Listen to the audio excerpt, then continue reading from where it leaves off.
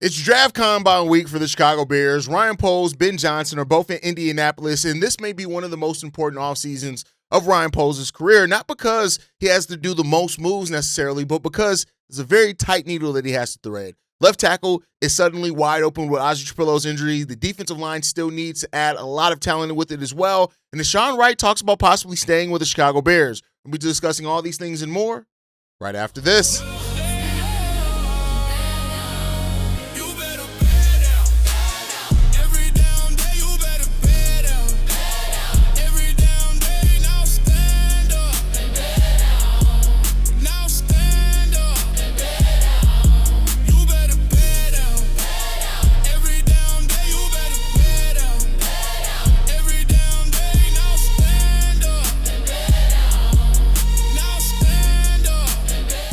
What's going on, Bears fans? Welcome to another episode of Chicago Bears Central, your number one spot for everything Chicago Bears related. I'm the host, Hayes, but more importantly, you guys can follow the channel at Chi Bears Central on every social media platform we happen to be on. With that said, let's go ahead and get into this content today, y'all. And so the draft preparation is already kicked off. As a matter of fact, Ben Johnson and Ryan Poles actually will talk to the media at some point today. It actually will go down. Ryan Poles will be up first at 9:15 a.m. So a little bit after this episode drops, and Ben Johnson will be live at 10:30 as well. We may do a live stream right after that goes down. There's going to be a lot of content here on the channel coming up. I will be dropping my volume 1 of the mock draft, full 7-round mock draft for the Chicago Bears. I'll be dropping my version 1 of my mock tonight. We'll be dropping them at nightlies going forward. Everybody will have their own mock draft. But Ryan Poles and Ben Johnson are going to be addressing at the podium today.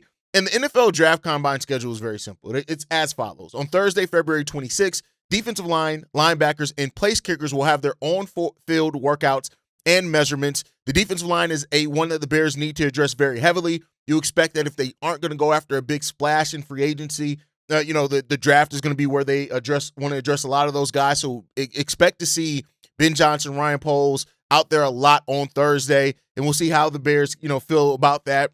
On Friday, February 27th, that's where the defensive backs, tight ends, do their on-the-field workouts and their measurements. Now, the defensive back position is one that the Bears may not have to address really at all. The tight ends, that may be one that the Bears don't need to, they shouldn't have to address at all either. So I don't know if we're going to see find out a lot on Friday, but those workouts will be there. On Saturday, February 28th, it will be the running backs, the quarterbacks, and wide receivers with their on-field workouts and measurements. Running back is one that the Bears may decide to address, whether it's later in the draft or whatever else. We'll see what goes on. DeAndre Swift, he could be a cut candidate. If not, he has 1 year left on his contract. The Bears very well could find a more long-term backfield mate with Kyle Monangai in this year's draft. They could wait till next year's draft. We know running backs, you can find a quality running back in every single draft, regardless of draft position. So, we'll see what happens with that one. But overall, that's where that goes down to. And Sunday, March 1st, will the offensive line on-field workouts and measurements be going down there. Thursday and Sunday are the two that are really important for the Bears. Not only do the Bears need defensive line, linebacker also could be, as I talked about in yesterday's episode, a position that the Bears also have to address considering just the future there. Even if you do keep Tremaine Edmonds this season, with TJ Edwards being hurt, Noah Sewell being hurt, those type of things you may want to see there. We already know the defensive line. And then on Sunday, March 1st, the offensive line day is going to be a big one for the Chicago Bears as well, with Ozzy Trapilo, being down at the start of the season. Braxton Jones is a free agent as well. We did maintain Theo Benedict, who has been a spot starter for the Chicago Bears as well. But that is, a position that quietly has become more of a kind of a top priority for the Chicago Bears this year, which will lead us into our next topic. But I want to start first. Whatever Ryan Poles and Ben Johnson do say at their press conference today, just be prepared for it. They're not going to show their hands completely. But like I said kind of in the intro, is that this is an important draft period for the Chicago Bears. You want to continually drafting good. Now, you don't have to have a draft class like you had in 2025, the best draft class in the league, but you do need to have where you're steadily adding young talent, especially with Caleb Williams' extension coming up. You may have to go after a big-time edge in this one. Even if you don't, you have other extensions coming up as well for players like Tyreek Stevenson, Terrell Smith, these guys that you may have to make decisions on. When you when you are a team where a lot of the players that you have drafted develop, and you have to make decisions on those guys. We have to make a decision with Jaquan Brisker this offseason as well. Getting a new crop of young players is hugely important. And with the contract extension that Caleb Williams is probably going to command for the Chicago Bears when that time is here in about 12 months, the Bears need to already start looking at how do we keep a crop going of players, right? And, I've made the comment before. The Bears spent a lot of money on the offensive line. Now, as those contracts come up and those players age, you ideally want young players to be able that you have drafted to be able to step into those positions and be ready to go. And so even with Ozzy Trapilo being out, you need to finding a starting left tackle, in this offseason, whether it's Theo, whether you feel confident about being Braxton, or you draft a guy here that then can eventually, be a swing tackle for you, whatever, do some other things on the line for you. I would like to see the Bears maybe go after a guy that can play tackle and guard, maybe that. So that way you have flexibility there. But that's going to be really important for this Bears team. But with that said, they're going to address some things. It's going to be nice to hear them talking about their focus and things like that. But it's all about the work, right? When they start setting up their top visits, things like that, those are going to be things that are really important. But I'd mentioned how the left tackle has quietly become a priority for the Chicago Bears this offseason. It has, right? And that is when you look at it, the Bears, of course, their main focus in this offseason is defensive line, both tackle and defensive ends, right? We need both those things. Safety is definitely one that could need to be addressed as well. If you don't plan on keeping both Kevin Byard and Jaquan Brisker, even without that, all four of our safeties are free agents now in this offseason. And left tackle, right? Now, some may think that some of those are more important than the others, and that's great, right? But I do think the Bears need to find a way to address all those positions in some way this offseason. Well, while the Bears have found their left tackle of the future in Ozzy Trapilo, the fact that he suffered a ruptured patella tendon during the wild card matchup, that leaves him sidelined that he can miss upwards to half the season next year with that. So they're going to have to find a new left tackle, whether it's somebody short-term or long-term. Like I said, I would like to see them go after somebody that can eventually move to guard. I think that adds some flexibility there. But the tackle and the guard, that's very rare. You usually find players that like to stay at one or the other, usually better at one or the other. But that's what I like. Even if they go with their first set of draft picks on the defensive line, which I think nobody's going to be mad at, you do have to find some depth there for your offensive line, and that's it. Ozzy Trapilo was really starting to put it all together. You look at what he was going through, how he went through the season, right? But now he's got a long, difficult recovery process ahead of him, right? Braxton Jones is a free agent at the end of the year. Doesn't seem like he's going to be back, mainly because the only way that I see the Bears bringing him back is that if, because of Ozzy Trapilo's injury, they want somebody that they're familiar with to come back here. But he's probably going to try to find a long-term deal and option somewhere else. Theo Benedict's back, and that's great, right? But we know that Theo Benedict, has had some issues. The reason why Ozzy Trapilo eventually took that back. Now, Theo is solid, and I love Theo definitely as a depth piece, and he can probably start spot for you this season when you need him to, but I think that you have to do it. Now, the benefit the Bears have, all their other starting positions on that offensive line are solid and set. Drew Dahlman is going to be the starter. Joe Tooney is going to be the starter. Darnell Wright's going to be the starter, right? Jonah Jackson's going to be the starter. So you have that benefit of it's not something that you need to address necessarily early with your draft picks, but it is something to say with that, right? So I do think the Bears, of course, defensive line is first. I would say maybe linebacker has risen up to second for me based off what I talked about in yesterday's episode. Linebacker may be the second top priority for me personally. Then safety. You can put safety or offensive line on the same area. It really depends. Now, the Bears could find an aging veteran in free agency that could be a cheap stopgap until Ozzy Trapilo gets back for you, and that's there. If the Bears go further and add a star pass rusher, which we know is going to be expensive, right? Whether that's Trey Hendrickson, whether it's trading for Max Crosby, whoever that ends up being, if they add a star level guy there at the opposite edge, best believe, we'll take a step forward as a defense, and we need that. But again, that goes back to focusing on other positions in the draft if you decide to do that, and that may take away where you could go after, possibly try to look for some veterans to fill some of that, right? So the Bears are going to have to address all those issues. And I think when you come into this draft combine, and the draft combine happens, of course, before free agency, but you sign free agents before you draft players, you want to go into this draft combine and get an idea on players that you feel you can target at your different levels of where you're drafting at, that you can target and that you feel can come in and help you right away. And that's the difference between where the Bears were before. The Bears, you still want to look at the ceiling. You still want to look at long-term stuff, of course. That just goes without saying. But the Bears are also in a position now with where they are. You want guys that can contribute right now. You don't want guys that are going to be a year or two away from being able to contribute. You want guys that are going to be able to come into this draft and help you right away. And that's what Ryan Poles has to thread that needle on this year, right? So you look at it, the Bears have their first round pick, their second round pick, and their third round pick. They also have their fifth round pick, and they have their own they have two seventh round pick, one from the Eagles and one of their own, right? So that means we don't have picks in round 6, we don't have picks in round 4. Now, having picks in the first 3 rounds is key. Those are your premium picks, right? You then have a pick in round 5 as well. That's what the Bears are really looking and what they're working with. But you got to address those needs. The defensive line, linebacker, safety, tackle. Those are really kind of the biggest positions of needs for the Chicago Bears. The defensive backs, I think if we have health, we're going to be perfectly fine. I think we're going to be fine there. Even the linebackers, I think we'll be fine, depending on if we don't make any cuts there or anything from that linebacking crew. But you still want to take a step up in that too. We talked about Tremaine Edmonds, who was perfectly fine last year and serviceable as a linebacker, but he still had some issues in one-on-one coverage where he gave up a high completion percentage, has some issues as far as getting consistent pressure when he was used on blitzes. So you may want to use that. TJ Edwards may not be healthy to start off the season.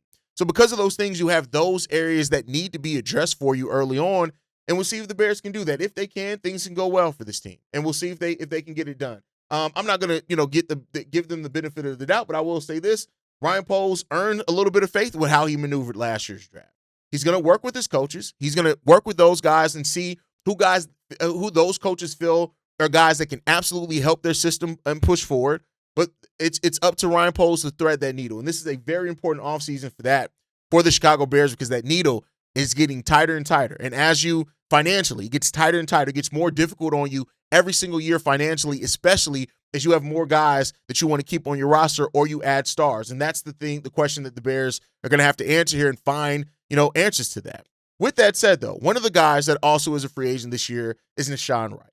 And, we've all talked about it here as a group. I've talked about it, and I think it's something that is still very evident with this team, is just the simple fact that Deshawn Wright is going to be very difficult for the Bears to keep. When you look at their financial situations, the limitations there, it's going to be very difficult for those guys to keep it. He signed a 1-year league minimum deal last offseason, and he ended up with league 8 best takeaways. And there's nothing you can do to take away from that. With injuries to Jalen Johnson, Kyler Gordon, he had to step up. And Nahshon Wright provided what the Bears needed, especially with adding to our identity of being a takeaway machine, right? But he had some issues in coverage, and those are the things that are there. Now, he was on Sirius XM NFL radio, and he talked about the situation in Chicago. He said this: "Had a great season in Chicago due to the way we played. I would love to be back in Chicago, but I don't necessarily know what's going to happen. There's been some conversation. I know they contacted my agent, and we have a meeting scheduled. No contract details have been discussed or anything, but I think there is some interest. I guess I'll know next week." So, at least for what it's worth and what we know based off fact, and this is coming from Nahshon Wright's own mouth, the Bears have reached out about a contract extension, and they will sit down and have a meeting. I think that's the best that you can do, right? Is that the Bears can sit down with Nahshon Wright and his agent, try to figure out where they are on contract situations, get as much information possible. Also, be honest with Nahshon Wright and his agent on where they are with their salary cap situation, right? And so, we know that Al Harris loves Nahshon Wright. We know that he has a vision for how to use Nahshon Wright, and that's all great. There's no guarantee that Nahshon Wright is going to re-sign here in Chicago, though, and that's just the reality of it, right? For what it's worth, Ryan Poles is going to look to bring back guys that he can as far as this defense. But when you have something as important as edge with the Chicago Bears, and you have a limit of cap space, you don't want to just cut everybody. I know there's so much conversation about the Bears cutting X player to get X amount of cap space. It becomes a little bit more difficult. And the human element is something that Ryan Poles is definitely going to weigh in all this as well. We know that's just who Ryan Poles is as a person. But Nahshon Wright, if he never plays another snap for the Chicago Bears, you cannot take away from what he did his one season here. It was a really great one season, especially per the expectations. And I got to give somebody credit who stepped up when we needed it the most in a position that got absolutely ravaged by injuries. Nahshon Wright stepped up big time for the Chicago Bears. But those problems in coverage, pending contract that he can get, all that type of stuff may just lead to a world in which Nahshon Wright just isn't back here in Chicago. And that's perfectly fine. It happens. Right now, I know that there are going to be some Bears fans that are absolutely waiting for Nahshon Wright to go and be a takeaway machine somewhere else. Be like, see. But, you have to wait. And I take a level-headed approach to everything. Yeah, you would love to have everybody back, but it's just not realistic. It's just not realistic to bring everybody back. Unfortunately, that's just not the way that the cookie crumbles and works in this league. Everybody doesn't get the contract that they should. Everybody that should stay doesn't get to do that. That's just the reality of it. But Deshawn Wright's a veteran in this league, and he had his best season. His best season he had after 3 seasons in Dallas, coming here to Chicago, having 11 passes deflected, 5 interceptions, 2 forced fumbles. Like, what he did, you cannot take away from it all. This guy was a dog last year, but that may lead him to have to go be a dog somewhere else. And I hope that he gets his money. I hope that he gets paid. I hope that he gets the financial security for him, his family, if he has one, or one that he builds in the future, whatever it is. And I hope that he goes out there and finds a spot for him that allows him to be him, that he can grow, that he can play, that he can still, at 27 years old, still maybe develop some. But it just may be that time is just not going to be here in Chicago. But for what it's worth, the Bears are going to sit down. They're going to have a meeting with Nahshon Wright and his agent, and we will see what comes out of that. A contract could come out of that. It could be a mutual parting of the ways of hey, thank you for what you were able to do here. We appreciate you so much for that, and let's keep it pushing. It could very well be a mixture of those things, and we'll just see where Nahshon Wright lands in all of that. But with that said, for moving on from a veteran that could be moving on to a veteran that the Chicago Bears could pursue, according to NFL insider Jordan Schultz, he said that the Kansas City Chiefs are going to be releasing a Mike Danna. And this is a player right now that, they confirmed that. They had a thank you message to Nick Danna. Now, the question that has popped up over the last 24 hours since this happened is that could Ryan Poles actually be in on Mike Danna coming to the team, to the Chicago Bears potentially? This is a guy that Ryan Poles would have some familiarity with, things like that.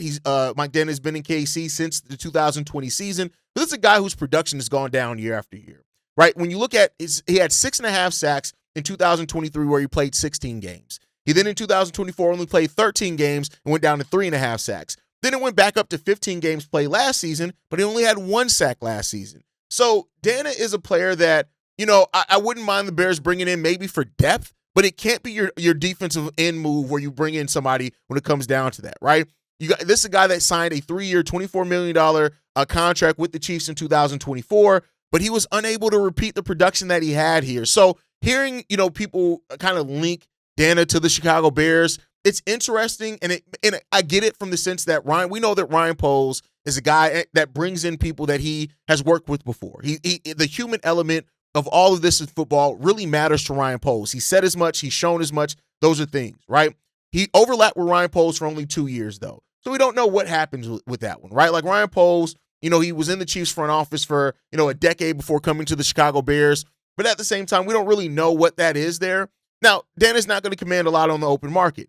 And, when somebody that was a productive starter at one time, when he was playing starter level snaps, it's somebody that maybe could come in and fit in and add and provide some depth. Like, for example, if the Bears were to find a way to come to some injury situation with Dayo Odeyingbo to where they basically come out of that contract and, they come off some of that money. If you brought in Danna here as, again, a depth piece to another signing, I wouldn't necessarily be mad at it. But then we kind of have Austin Booker already here for that, right? Like, we could bring back Daniel Hardy in a case like that for something like that, right? So, like, I get it, and I wouldn't be mad necessarily at the move, but it can't be the move. It can't be what you do at defensive end. We and myself, like, I looked at the Dayo Odeyingbo contract last year, and I looked at acquiring him and what he did as a depth piece, and I said, listen, if him with his size and the speed that he does have just brings enough pressure to free up Montez Sweat a little bit more, I can understand why the Bears brought him in. It wasn't there. I think the Bears have to get something sure on that defensive end, whether it is drafting one with your first round pick that you kind of know is going to be able to come in and perform right away, whether it is getting a star signing or something there. You have to do something meaningful and tangible with that defensive end this year. I don't want another maybe, right? I don't want another, and I'm not saying that it has to be the star level signing. I'm just saying that it has to be somebody that you look at the production and you're like, this is how they can come in. This is how they can help, not the hope that they're going to be able to do this based off that. Get somebody that has some level of proven production, or if you're not going to go that route, at least go a route in the draft where you look at somebody that's like, nah, this is a starting level defensive end that can come in here and can play, especially off Montez Sweat year one. Like that's what you want. A more of a sure thing. I don't want another possibility. I don't want another we got one in the chamber that could turn into something. I don't want another one of those. I want something that's going to actually turn into something for this team. And that's just where I stand with it. And no knock on Danna. Like I said, perfectly fine depth signing if you want to bring in a savvy veteran to this team, but you got to shore up the one first. You got to shore up the one that's going to come in here and actually improve this defensive line. That's what you have to do first and foremost before any of the other stuff. We can do these vanity signings and signings to look out for your former guys and all that later down the road. We can do that. But take care of the guy first. Come in here and bring in somebody that's really going to help Montez Sweat, alleviate some of that pressure. And then much like I would love for Montez Sweat to have a season like we viewed DeAndre Swift. You know, a lot of Bears fans doubted him, and then he came into that, and look at what he did last year with an improved offensive line. I would love to add more pressure on the opposite end of Sweat, and then now and it also helps Montez Sweat look better as well as those guys. That's what I'm hoping to see here. And we'll see if the Bears can get that done, and Ryan Poles can get that done, because that has to be the number one thing that we got to do this offseason. But that's it, man. Combined week gives us more breadcrumbs, right? Some smoke, some deflection, some truth hiding between all of that. We're going to see all of that, but we do know something. The Bears have to fix the defensive line. We have to address linebacker and safety, and we got to find a left tackle for us next season as well. So listen, an 11-6 season, it was great, but it won't mean much if we can't really build upon it. This offseason has to not only be about staying power, but taking that next step for the Chicago Bears. But drop your thoughts on it all down below. What do you think should be a priority in the draft this year? What do you want to hear from Ryan Poles and everybody in the draft combine? What do you want to hear from that one? Let me know that down below. Make sure you guys are following us at Shy Bear Central. You can send us any feedback, questions, comments, concerns, ChicagoBearCentral@gmail.com. And lastly, if you want to leave a text message and our voicemail for the mailbag, the number to do so, 773-242-9336. We are the number one spot for everything Chicago Bears related, but that is thanks to you, lovely and beautiful people. And like I like to end every episode on, Chi-Town up, but Bear down. Love you guys. Peace, y'all. This has been a presentation of the Break Media.